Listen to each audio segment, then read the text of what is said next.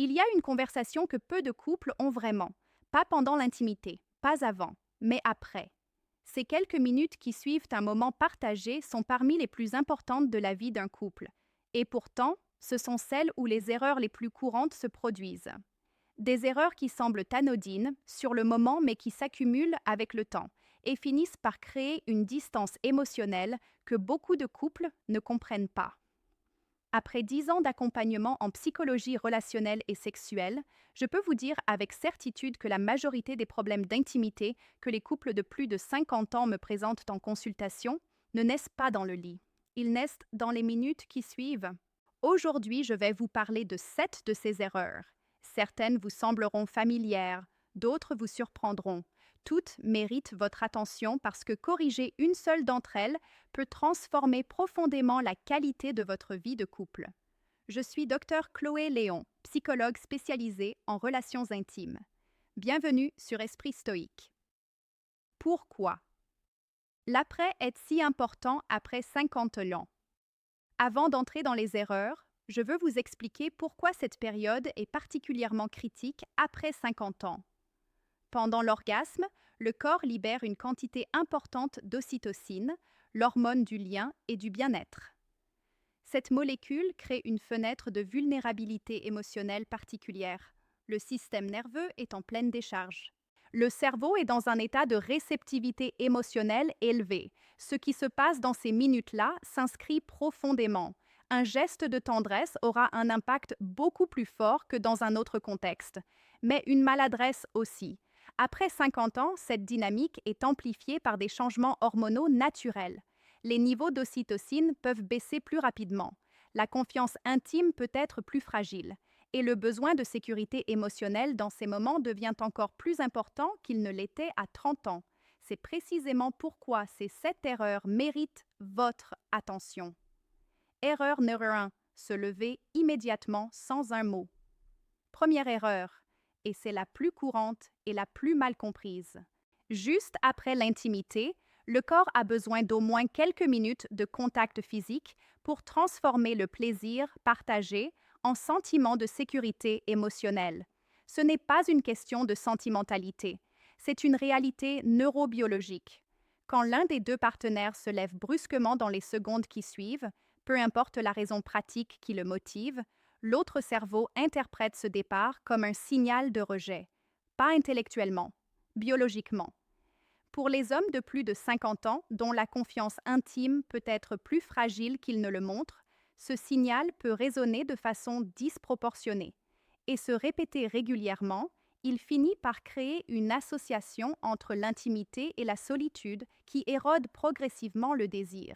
La solution n'est pas de rester immobile pendant 1 heure, c'est de prendre quelques minutes, 5 suffit, de contact et de présence avant de bouger. Et si vous devez vous lever pour une raison pratique, de l'annoncer avec douceur en disant que vous revenez. Ce petit geste change tout ce que l'autre ressent dans ces minutes cruciales. Erreur numéro 2. Attraper le téléphone immédiatement. Deuxième erreur.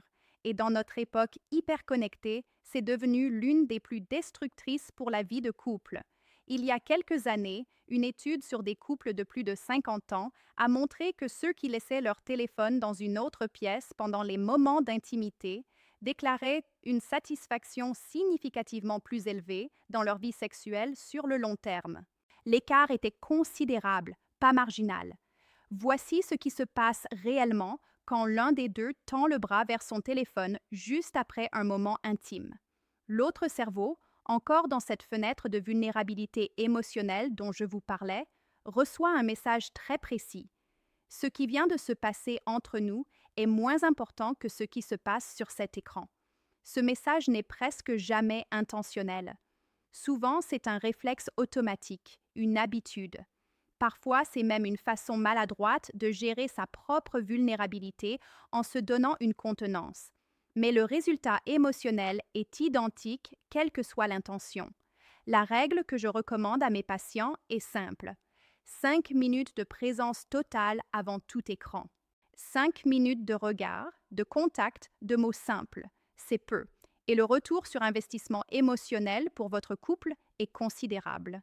Erreur numéro 3, Négliger l'hygiène intime post-intimité. Troisième erreur, et celle-là touche à la fois à la santé physique et à la dynamique émotionnelle du couple. Sur le plan médical d'abord. Après 50 ans, et particulièrement après la ménopause, la muqueuse vaginale et urétrale devient plus fine et moins bien protégée.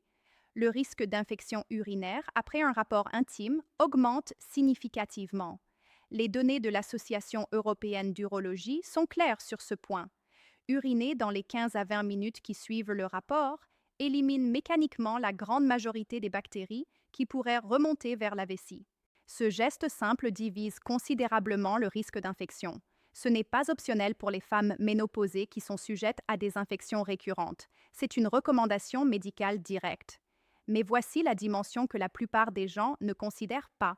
La façon dont ce moment se passe compte autant que le geste lui-même. Bondir du lit sans un mot pour aller aux toilettes, revenir quelques minutes plus tard en annonçant qu'on est propre maintenant, envoie un message émotionnel toxique que vous n'aviez pas l'intention d'envoyer.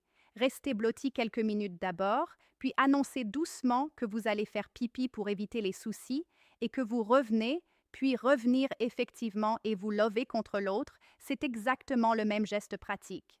Mais l'expérience émotionnelle pour votre partenaire est radicalement différente. La santé et la tendresse ne sont pas incompatibles, elles se combinent. Erreur numéro 4.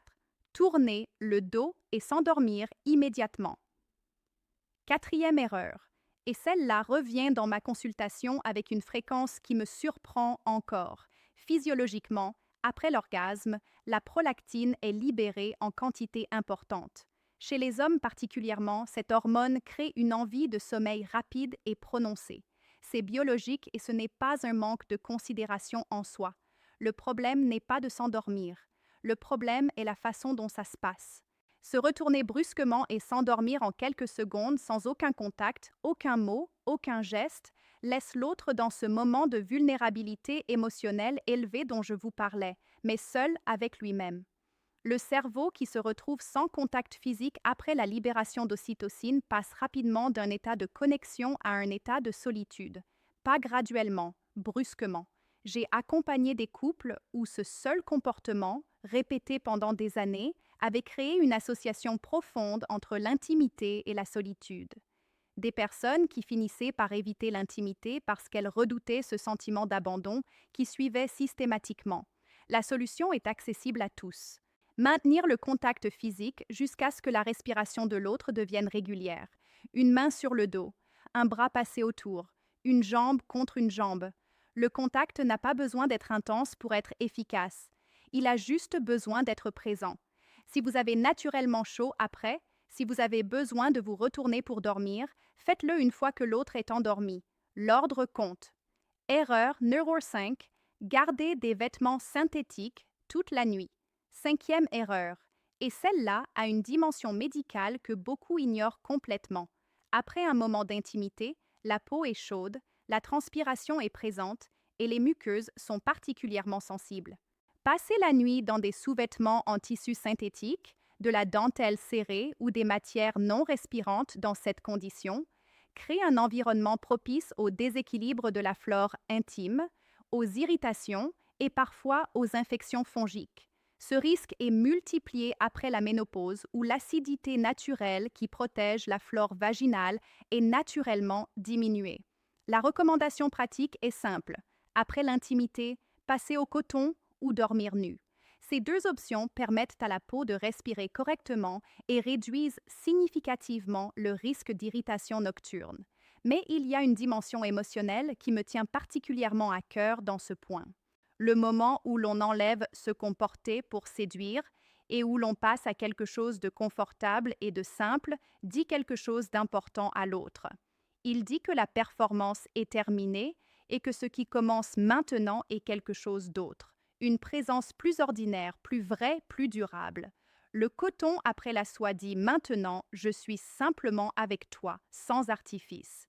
Pour les couples de plus de 50 ans qui ont parfois besoin de retrouver la simplicité de leur connexion derrière les efforts de séduction, ce message peut être extraordinairement précieux. Erreur, ni 06, les réactions qui blessent sans le savoir. 6e erreur, et je vais l'aborder avec la nuance qu'elle mérite parce que c'est un territoire délicat. L'intimité physique entre deux personnes implique une vulnérabilité réelle. Ce que l'on donne dans ces moments-là vient d'un endroit profond, et les réactions de l'autre à ce don ont un impact émotionnel qui dépasse de loin ce que les mots peuvent décrire. Les grimaces, les gestes de dégoût ou les réactions de rejet visibles face à ce que l'autre partage dans ces moments créent une humiliation émotionnelle qui peut s'inscrire durablement, pas parce que la personne est trop sensible, mais parce que la vulnérabilité de ce moment rend les réactions de l'autre particulièrement significatives. Ce que je recommande à mes patients est de réfléchir à l'avance à ces situations et de trouver des façons de les gérer qui respectent à la fois leurs propres limites et la dignité de l'autre. Avoir une serviette discrète disponible, gérer tranquillement ce dont on a besoin de gérer, revenir rapidement dans les bras de l'autre.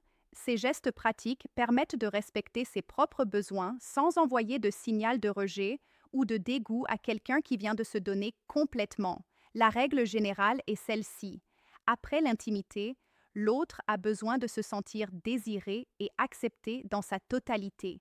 Tout ce qui contredit ce message, même involontairement, mérite réflexion. Erreur 07. Les mots qu'on ne peut pas reprendre. 7e erreur, et c'est la plus grave de toutes parce que ses effets peuvent être permanents. La recherche en neuropsychologie est claire sur un point. La mémoire émotionnelle négative s'inscrit de façon disproportionnellement plus profonde que la mémoire positive.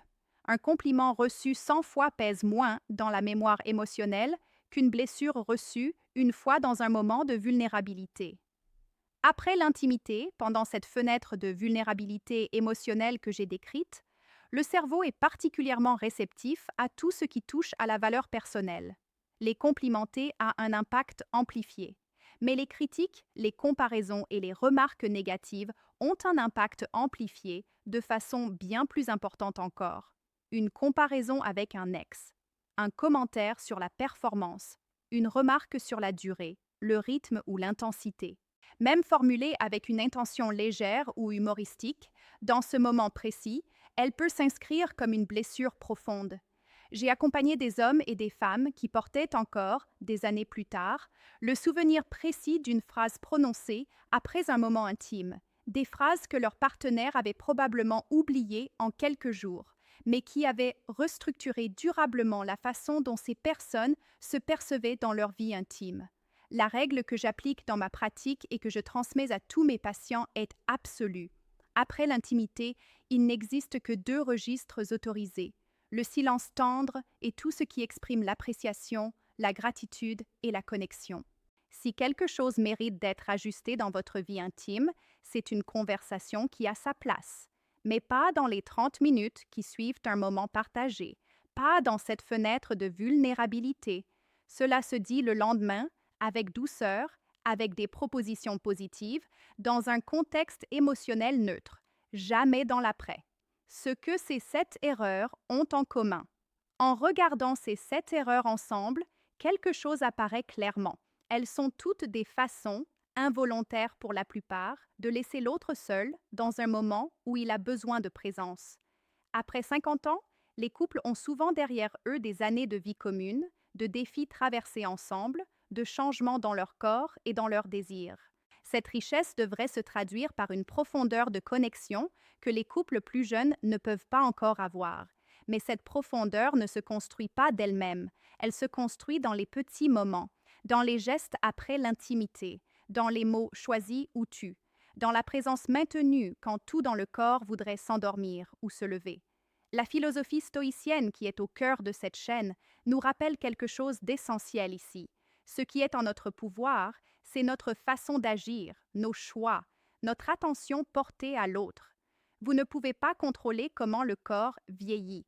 Vous ne pouvez pas contrôler les changements hormonaux, mais vous pouvez contrôler si vous restez 2 minutes de plus dans les bras de l'autre, si vous laissez le téléphone de côté, si vous choisissez les mots qui construisent plutôt que ceux qui abîment. Ces choix-là sont entièrement dans votre pouvoir. Et leur impact sur la qualité de votre vie de couple est considérable. Récapitulatif, rapide pour que vous repartiez avec quelque chose de concret et d'applicable dès ce soir. La première erreur? Partir immédiatement sans contact. L'antidote? Rester au moins 5 minutes, puis annoncer avec douceur avant de bouger. La deuxième? Attraper le téléphone. L'antidote? 5 minutes de présence totale, regard et contact, avant tout écran. La troisième? Négliger l'hygiène post-intimité ou y aller de façon brusque. L'antidote? Quelques minutes de contact d'abord, puis gérer tranquillement en annonçant le retour. La quatrième? Tourner le dos et s'endormir immédiatement. L'antidote? Maintenir le contact physique jusqu'à ce que la respiration de l'autre se régularise. La cinquième? Garder des vêtements synthétiques toute la nuit. L'antidote? Passer au coton ou dormir peau contre peau. La sixième? Les réactions de rejet visibles. L'antidote? Préparer à l'avance des façons discrètes de gérer ses propres besoins en revenant rapidement dans la présence de l'autre. La septième? Les mots qui blessent. L'antidote? Dans les 30 minutes après l'intimité, uniquement le silence tendre ou les mots qui expriment l'appréciation et la connexion. Après 50 ans, le meilleur aphrodisiaque n'est plus la performance. C'est la sécurité émotionnelle que vous créez pour l'autre. La certitude qu'il ou elle ressent que vous êtes là, vraiment là, dans ces moments de vulnérabilité partagée. C'est dans ces minutes-là que se construit ou se défait la solidité d'un couple sur le long terme. Pas dans les grandes déclarations, pas dans les efforts spectaculaires, dans le contact maintenu, dans le mot choisi, dans la présence qui dit simplement « tu comptes ». Faites ces 7 ajustements lors de votre prochain moment d'intimité et observez ce qui change dans la semaine qui suit dans la façon dont votre partenaire se rapproche de vous touche, vous regarde. Parfois, un seul changement suffit à modifier profondément la dynamique d'un couple. Mon nom est Dr Chloé Léon. Si cette vidéo vous a apporté quelque chose, laissez un commentaire en me disant quelle erreur vous avez reconnue dans votre couple. Vous verrez que vous n'êtes pas seul. Abonnez-vous à Esprit Stoïque et activez la cloche pour ne manquer aucune de nos prochaines vidéos. Partagez cette vidéo avec la personne qui dort à côté de vous ce soir. Parfois, il suffit qu'un seul des deux prenne conscience pour que tout change. À très bientôt.